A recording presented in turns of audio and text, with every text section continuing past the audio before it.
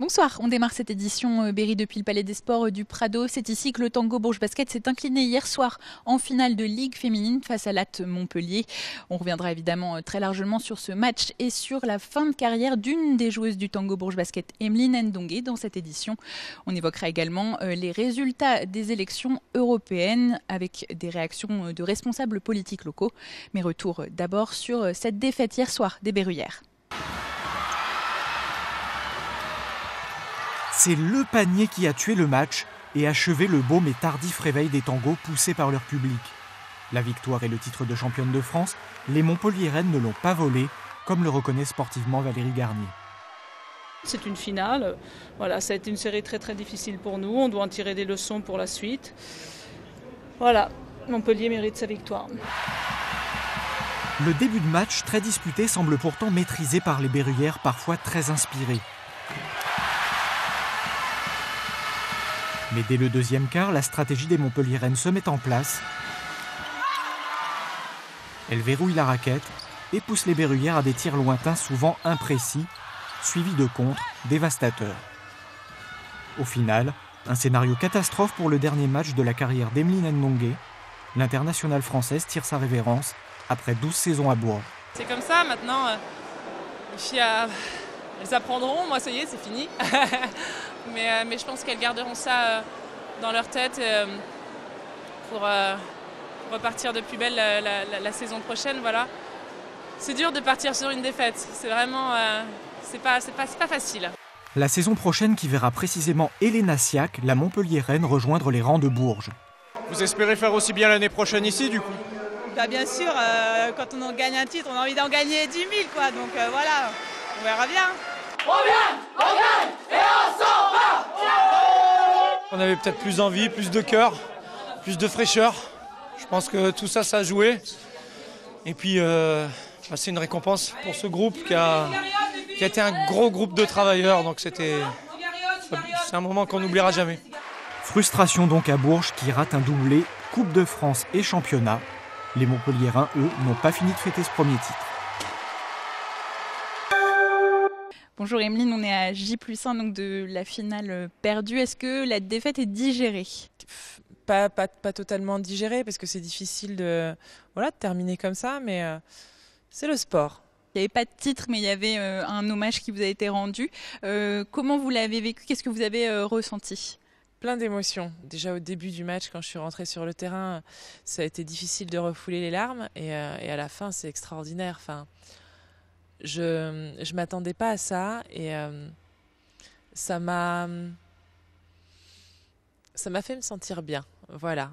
Bon, en 13 ans, il s'est passé plein de choses, évidemment.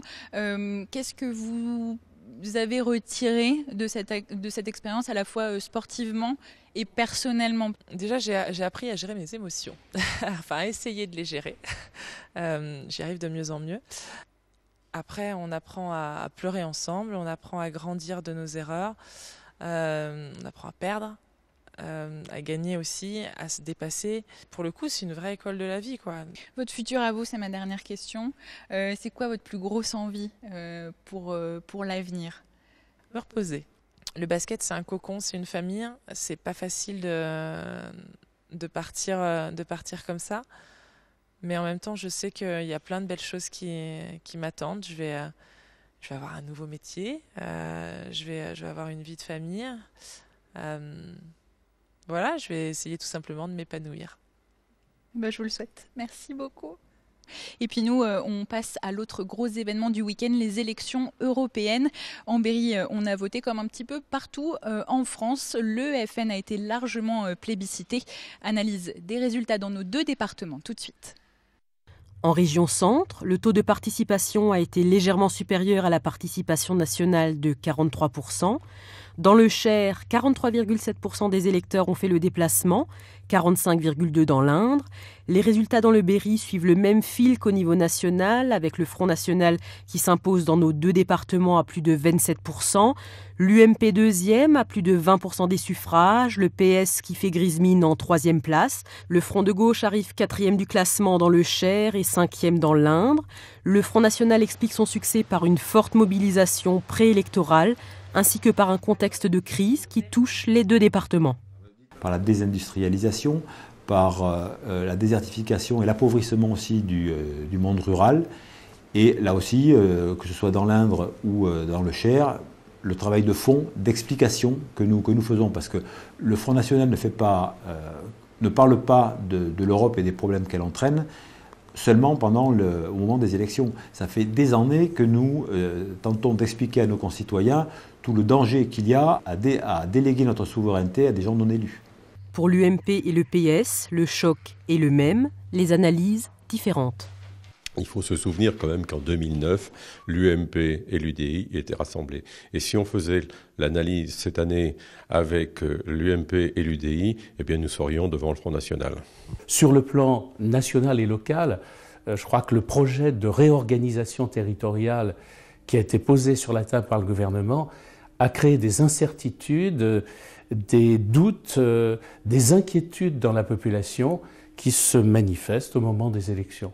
Le Front de gauche explique quant à lui l'arrivée du Front National en tête par un désespoir des électeurs en difficulté économique, ainsi qu'une répartition des richesses inopportune, d'après lui toujours, dans un contexte national d'augmentation des grandes fortunes et d'extension de la pauvreté. C'est un premier pas officiel de coopération franco-chinoise dans le domaine de l'enseignement supérieur à Châteauroux. Une convention a été signée à Paris entre HEI Lille et Châteauroux, l'école d'ingénieurs en mécatronique et la SFECZ, la société chinoise installée à Châteauroux. Les premiers étudiants pourraient arriver en 2015. À suivre votre météo et l'édition nationale. Nous, on se retrouve demain pour une nouvelle édition Berry. Rendez-vous à 19h17. Bonne soirée.